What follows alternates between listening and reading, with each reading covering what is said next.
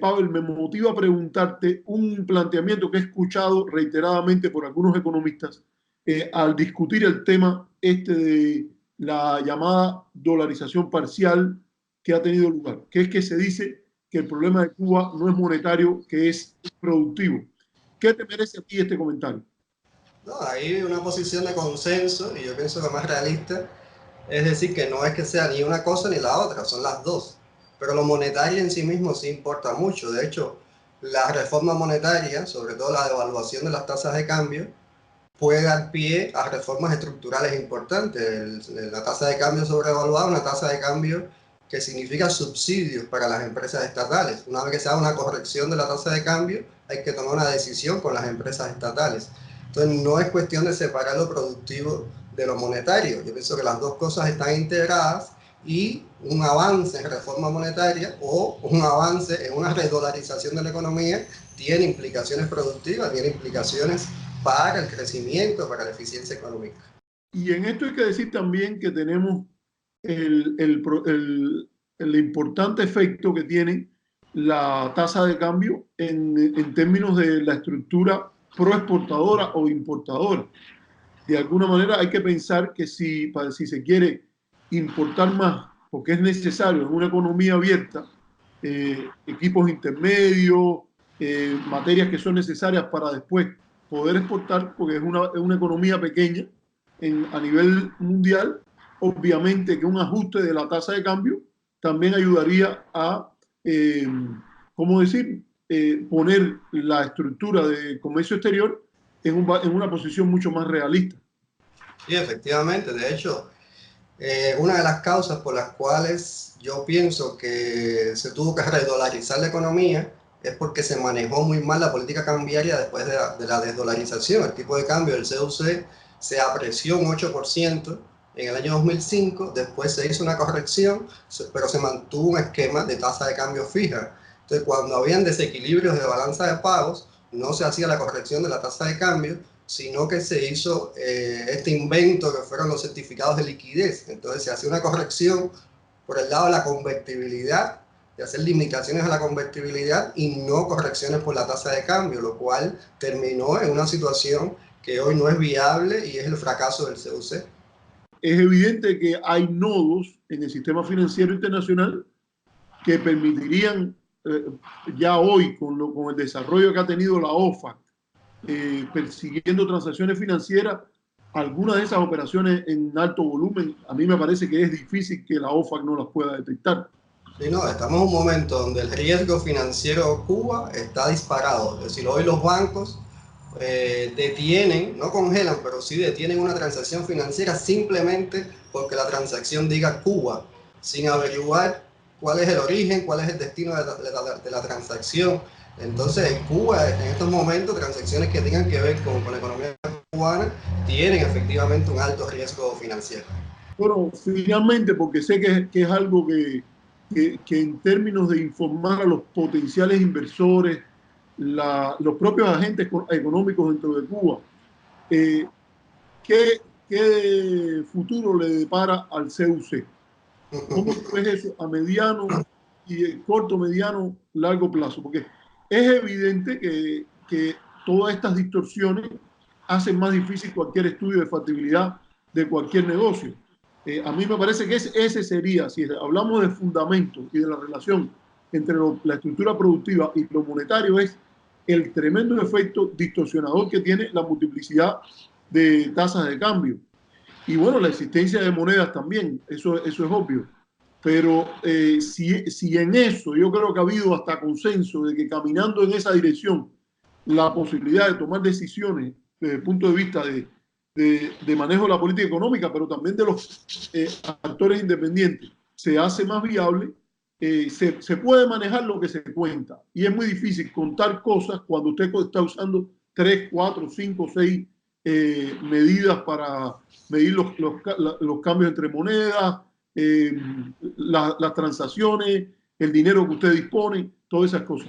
¿Qué futuro tú crees que a corto, no vamos a hablar a largo plazo, porque a largo plazo todos estaremos muertos, pero a corto diríamos y mediano plazo, ¿qué efecto tú crees que esto está teniendo en el CUC?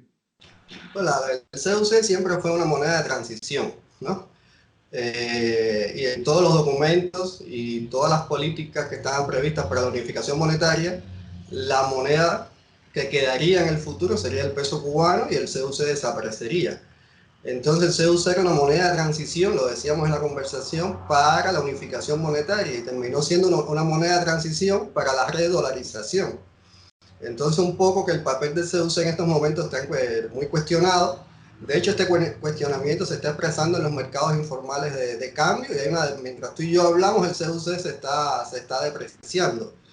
Entonces, esta situación en el mercado informal yo pienso que lo que va a generar una presión para que se haga una corrección de las tasas de cambio. Siempre hemos dicho que más importante que la unificación de las monedas es la unificación de las tasas de cambio, la corrección de las tasas de cambio. Entonces, yo pienso que hay una presión muy importante en estos momentos desde la balanza de pagos y desde los mercados informales a que se reconozca que el CUC ya no es una moneda que vale, que tiene una paridad con el dólar estadounidense.